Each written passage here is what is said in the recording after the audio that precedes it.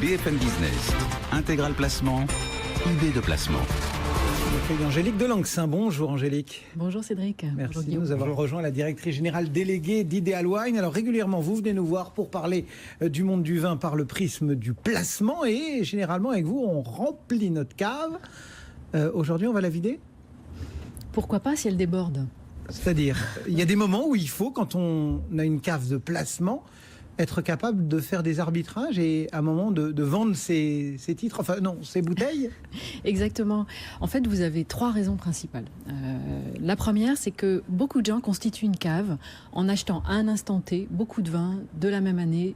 Donc, ce qui veut dire que 10-15 ans après, tous ces vins sont prêts à boire. Voilà. Parallèlement, les goûts peuvent avoir évolué. Vous avez commencé par une région, vous avez envie d'en découvrir d'autres, il faut faire de la place. Et puis vous avez les aléas de la vie, bien sûr, les successions, les séparations, ou changement de lieu de vie aussi. Souvent, on voit des gens qui arrivent à l'âge de la retraite, qui n'ont plus la même cave, la même place à consacrer à leur vin. Et puis, le dernier point, c'est la valorisation de certaines bouteilles, qui parfois, Cote Ideal Wine aidant, vous fait réaliser que certaines bouteilles ont pris une valeur absolument colossale, qui dépasse d'une part ce que vous attendez, vous, de cette bouteille, et puis deux, ce que vous êtes prêt à considérer comme un prix normal de ce que vous consacrez à votre consommation. Il faut dire qu'il y a parfois, et ça vous l'observez vraiment, des intérêts forts subis pour telle ou telle appellation, cépage, domaine. Alors, vous voulez que je vous donne le phénomène du moment, ce sont les vins nature. Vous n'avez plus un endroit dans le monde, un bar à vin qui vous serve autre chose qu'un vin nature, que vous soyez à Paris, à New York, à Hong Kong ou à Tokyo. Ils sont en train de ringardiser tous les autres. C'est à se demander effectivement si les vins plus conventionnels ont encore leur place auprès des générations montantes. Et pourtant, on peut s'interroger sur la durabilité de ce mouvement. C'est un vrai sujet, notamment dans les enchères, puisque le vin nature, un vin sans soufre, un vin plus fragile par définition. Et puis, est-ce qu'on a affaire à un effet de mode ? C'est vrai qu'il faut regarder plus précisément la typologie de nos acheteurs pour essayer de comprendre et cerner ce phénomène. D'autant que le marché s'est élargi. Maintenant, c'est un marché mondial. Et tout le monde ne réagit pas pareil, j'imagine. Absolument. C'est vrai que notre plateforme d'Ideal Wine, notamment pour la partie enchères, couvre plus de 50 pays acheteurs, 57 pays.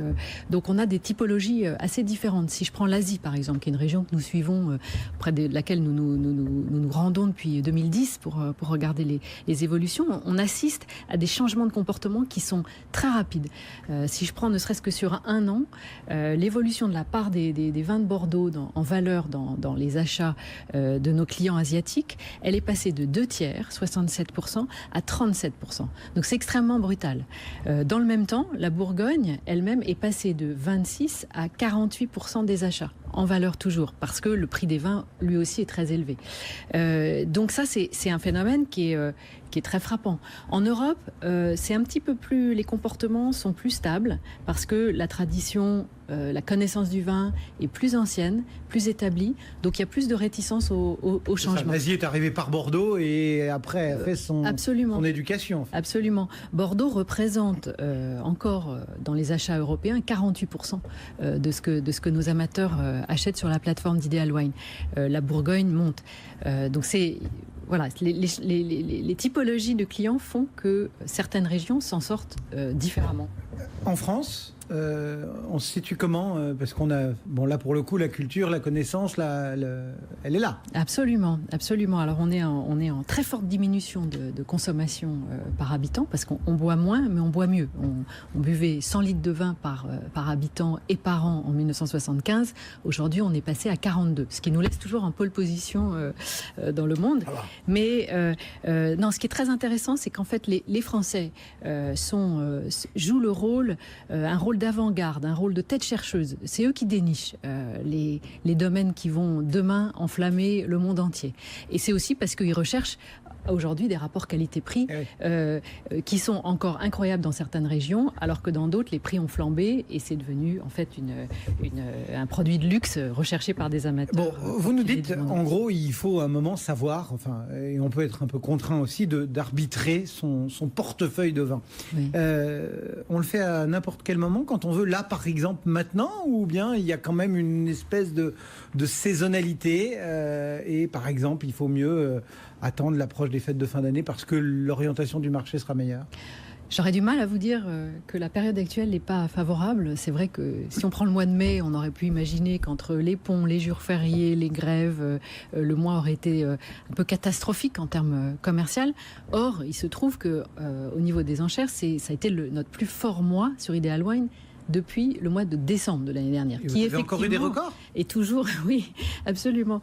On continue à enregistrer des records et surtout, le volume est très important. Les clients sont présents et notamment au travers de leur smartphone, ce qui fait que l'éloignement n'est pas un problème.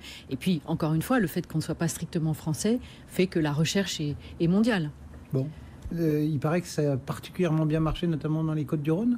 Oui, tout à fait.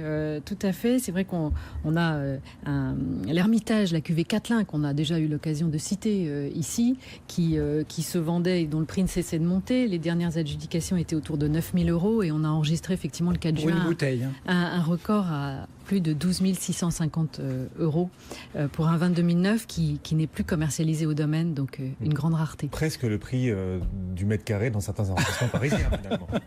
Ouais. Oui. Mais on peut stocker beaucoup de bouteilles du coup dans ce mètre carré. Ça nous donne quand même un des vins parmi les plus chers du monde. Alors bien sûr, mais c'est pas de nous dans ce que nous avons vendu depuis le début de l'année. La Romanée Conti reste indétrônable, mais de très près, d'une très courte tête, puisqu'on a vendu une bouteille de 2001 à 12 900 € au mois de janvier. Donc ça reste quand même la valeur de placement par excellence. Merci Angélique de Langsin pour Ideal Wine.